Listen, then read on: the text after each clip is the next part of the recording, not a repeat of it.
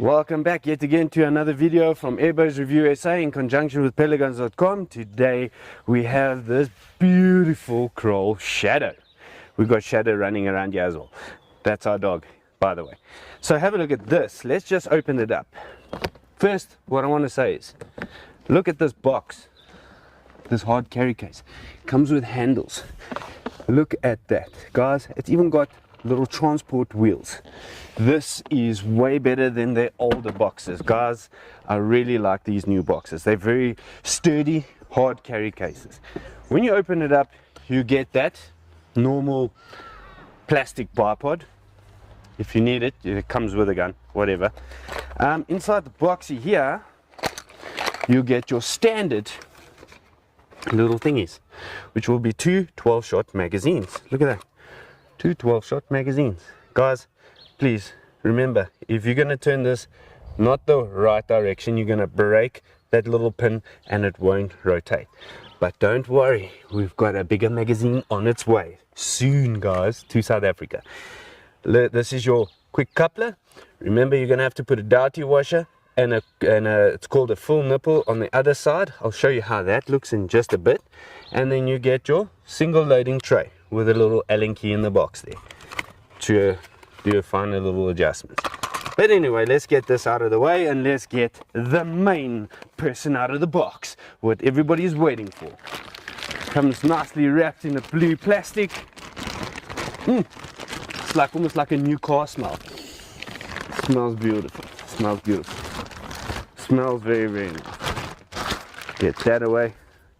Guys, I can't stop looking at it. This thing looks very, very, very nice. Wow. Okay, let's go through it. Let's go through it. What I've seen upon opening it up, you can adjust your cheek piece up and down. Not just by loosening Allen key, it's got a thumb screw that you can, look, that is, to me, that is one of the goodest, the bestest things that you can ever get. See this little gap right here? This is where you can put your spare magazine. That is also a top-notch thing that they've put on.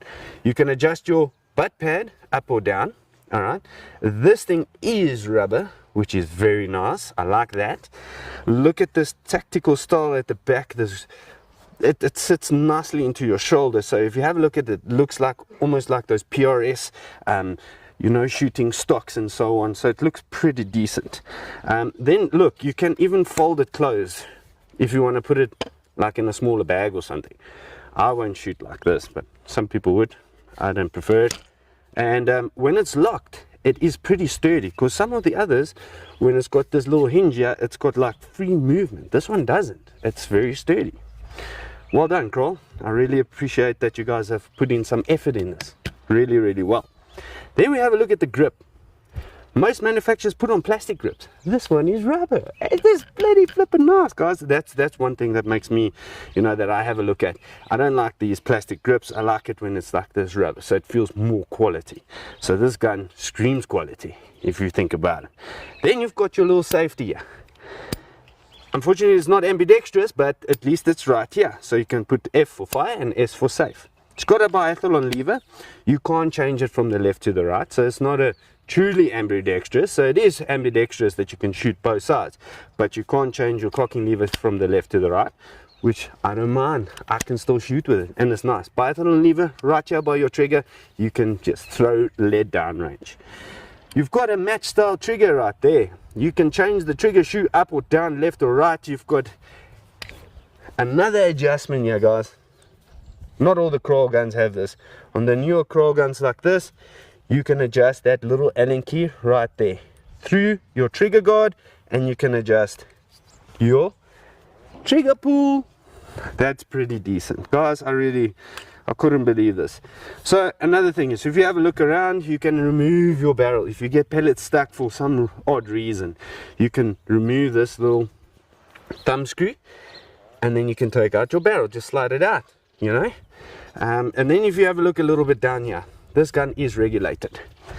So this is a 250 bar full, and the regulator is now adjusted at 120 bar, roughly 120 bar, close to it, plus minus. And then see, there's the this is your full pressure. So you put that 250 bar and that will be your reg pressure. So if you want to adjust this reg in the inside, the reg sits right here. It's got a big plenum in the side, actually. You can't adjust it from the outside. You're going to have to remove the tank. Obviously all the air has to be bled out, and then you can adjust it, not this side, but from this side, by the tank side, that you can adjust your reg up or down. But for me, honestly, shoot it as it is. It's pretty darn accurate. We'll show you just now how it shoots and how it performs. So I would really say leave it as is. But if you want to tinker with it, go ahead. We do carry all the spare parts and all those for these air guns, so don't worry. If you mess it up, we can help you out with parts. Then it's got a rail on the top here, Picatinny rail.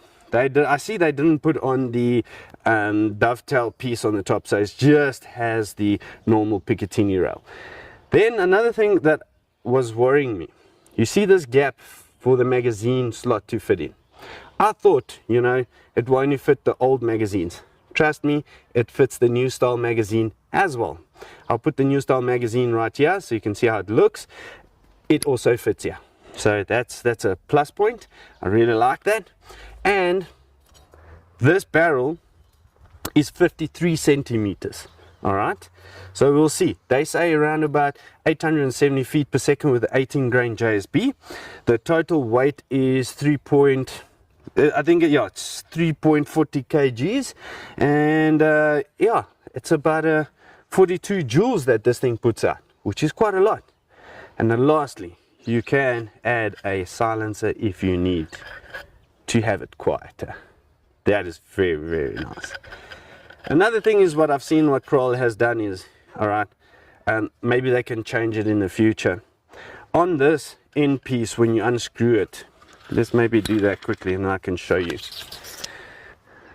So at the end of this barrel, you'll see your barrel will go through this shroud, sticking the thread out there, 1/2 inch UNF thread. So in a sense, this piece will stick out. I don't know if you guys will be able to see it. Let's just quickly check. So you can check there, it sticks out. So this little PC will then screw onto there and then centralize your shroud. So now in a sense, if they would just add in little vent holes right here, still tightening it down to the barrel, you would have this shroud as a little of a silencing part. So most of that air will expel into the shroud, and then if you have a silence on the end, it will make it a bit more quieter.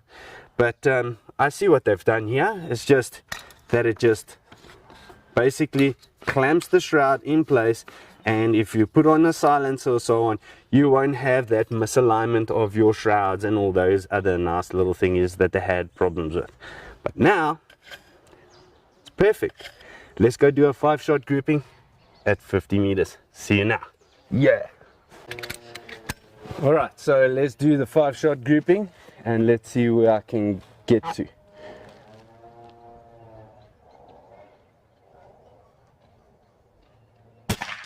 Nine.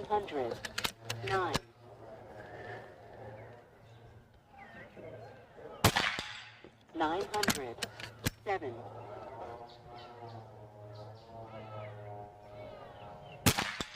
907. 912. 909. I want to say that this regulator is doing its job, and I mean, look at the speeds. This thing is traveling where it wants to be, you know. I prefer to shoot the 18 grains around about that speed, which was flipping fantastic. I mean, look at that grouping downrange. This bipod also in the front here, it's very wide stance, so it keeps it sturdy. It's just me shaking at the back, but yeah, more than that, I'm really happy. I did zero the gun, all right, on 50 meters, but when I put on my chronograph in the front there, obviously that little bit of a weight, you'll see it will drop like about an inch at that distance. So I've got a target downrange at like 85 meters. I'm just gonna try and give it a go. So I want to try and see if I can get the footage here. So it's right down that side. So let me quickly just get it in focus, and let me just take like also a 5-shot grouping, and then let's check how those pellets fly down range. Yeah, let's just try. I mean, let's give it a go. Let's just give it a bash. So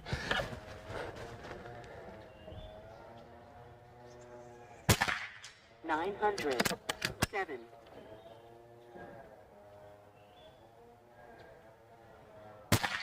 912. 905. 900. 912. that regulator seems to be spot on. It's just a little bit here or there, but I mean, that is pretty decent for the price that you're going to pay for this gun. Awesome. So let's go look at that grouping down range. I don't know if you could see properly on the camera here.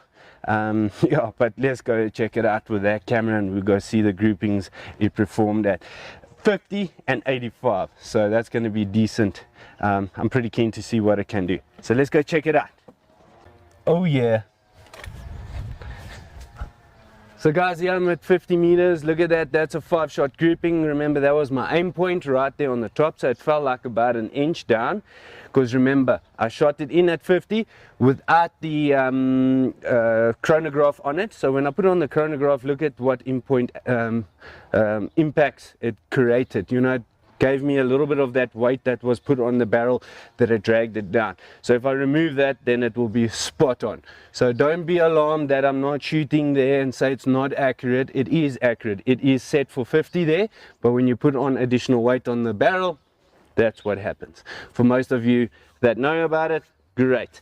But look at that, that was 5-shot grouping at 914, 912 feet per second, plus minus, give it or take there, and that is a really good grouping. But my thing is, I want to go check the grouping that I done down there at 85 meters, which is way further down there. Let's check. Yeah, this is 50, and right down there, look at that, that is 85. So let's go have a look at that one. So guys, 85 meters right down there, that's where my bench is, right there shooting. There's my 50, and then this is my 80 right here, guys. Look at that. Look at that size.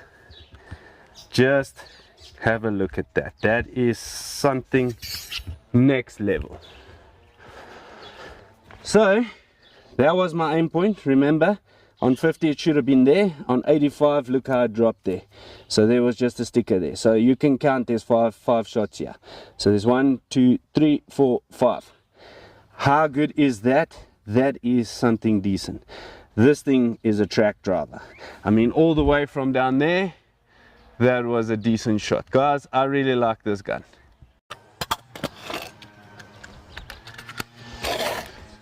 Okay guys, I got the target down range here, and I'm gonna just smash it.